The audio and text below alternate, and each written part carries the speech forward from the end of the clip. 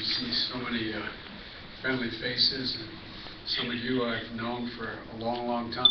And thank you for the hospitality again. I'm sure you all know that we launched our campaign today in a very low-key way, but nonetheless very definitive way. And that is, if you got a chance to look at it on the web and how the press has covered it, the President says explicitly, this is not about Barack Obama and Joe Biden, it's about you.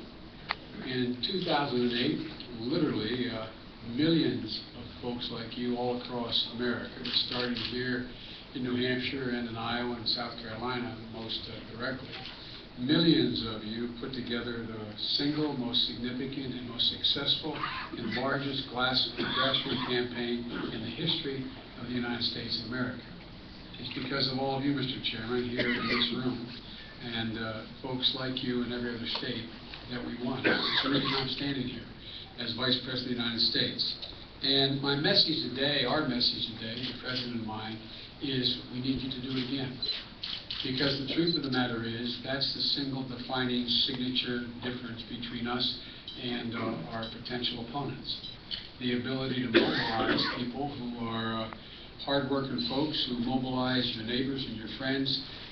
You cannot advertise your way to the point of being able to get the return on the investment that you all provide for us. And the truth is that we need the same energy. We need eventually to generate the same excitement, the same commitment, the same determination that you all showed 4 years ago, or actually it was 4 years ago at this time. Folks, I think we knew that, and you knew what I knew when I joined. By the way, had I known just how good he was, I would have joined him right at the beginning. I just would have got him right in. And I mean this sincerely. Chairman Buckley knows this because we've crossed paths a lot. I am incredibly proud. I am incredibly proud to serve with Barack Obama. I am incredibly proud. Every day I watch him under the most trying circumstances I would argue any president in modern history has been faced with.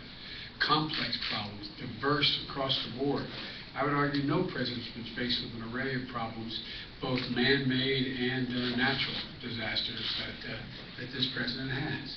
And watching his grit, his determination, bringing to bear that incredible intellect, and his absolutely steely certitude as how he moves forward and makes decisions is really been impressive.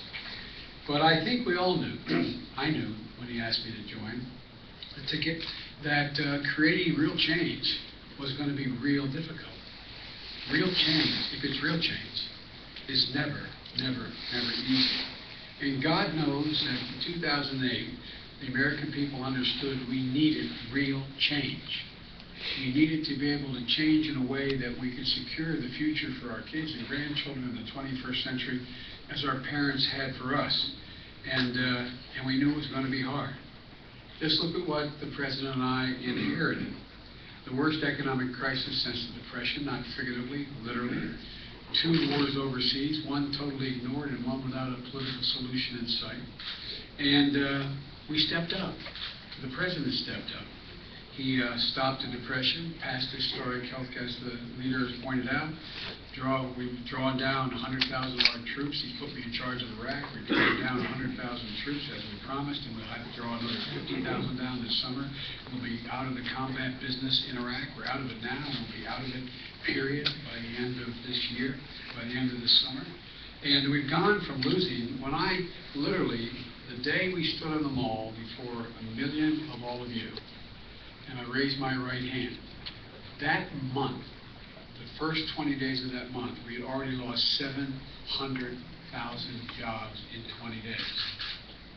We were hemorrhaging, not just the day we got sworn in, but the 2 months before and the immediate months after. We were hemorrhaging 700,000 jobs a month.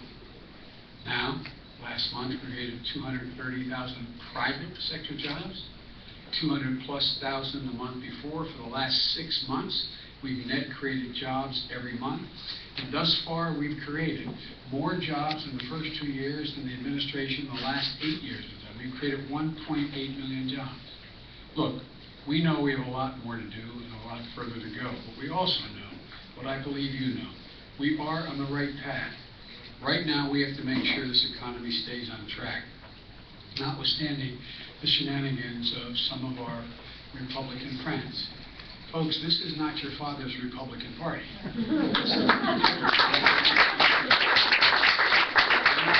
I'm not making a moral judgment. I'm not making about, but it is fundamentally different than anything we've seen in a while. And you're seeing it right here in New Hampshire.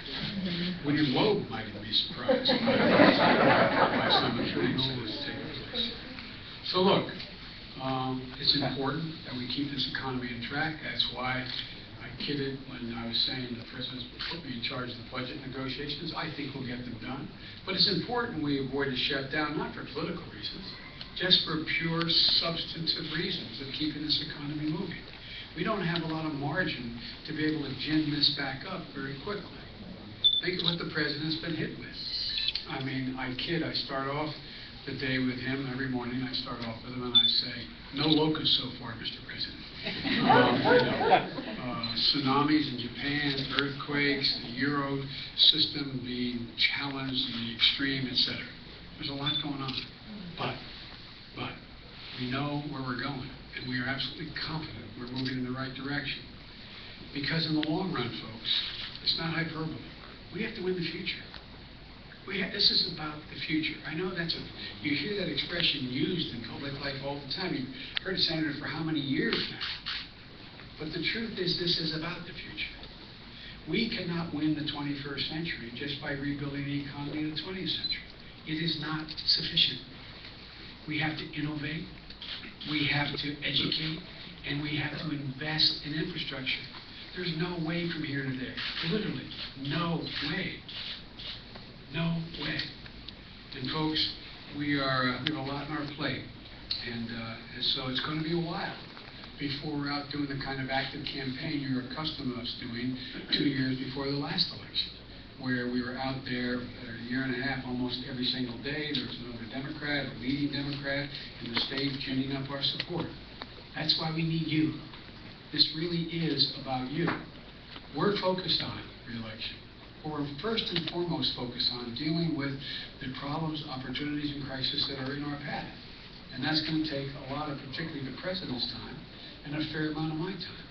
It was pointed out to me in the first 19 months of being in office, I traveled 347,000 miles in my job. I was in 22 countries, I was in 90-some cities, I think over 30 states. Don't hold me the exact number of press, I can get it for you exactly what it was, but they're the proportions. And so we need you, because folks, there's a lot at stake. We all know it. And again, I'm not saying the other guys are bad guys. They have a fundamentally different view of the world. A fundamentally different view of the world and our role in the world. And what it's going to take to make us number one. To make us number one in the world in the 21st century. And again, it's education, innovation, and it is infrastructure. So folks, that's why we need you to take the lead. And this is not hyperbole. You literally have to take the lead here. You have to take the lead. We're there. We'll be there. And we have a first-rate campaign organization, as you witnessed before, and you are not only the troops on the ground, you are the organizers. And nobody does it better than the people in the political parties in New Hampshire. It seems like it's in your blood. It's part of your DNA. Because we plan on winning New Hampshire again in 2012.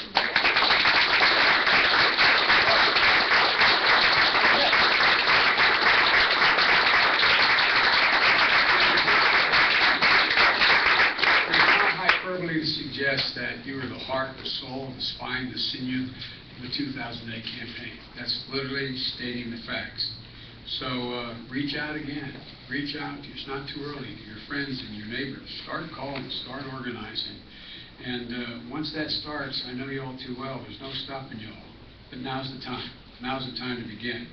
And so, as the President said in the video you may have looked at this morning, are you all in? We're in. Yes. It's as simple as that, folks. We're there. We're going to work like the devil with you. And again, at this moment, it's about you.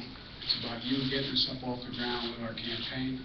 And we're looking forward to the campaign. Because I tell you what, my dad, Mary Carey Foley, and her mom, I've heard me say many times, used to have an expression. He said, it's a lucky person who gets up in the morning, puts both feet on the floor, knows what they're about to do, and thinks it still matters. It still matters. Thank you all very much.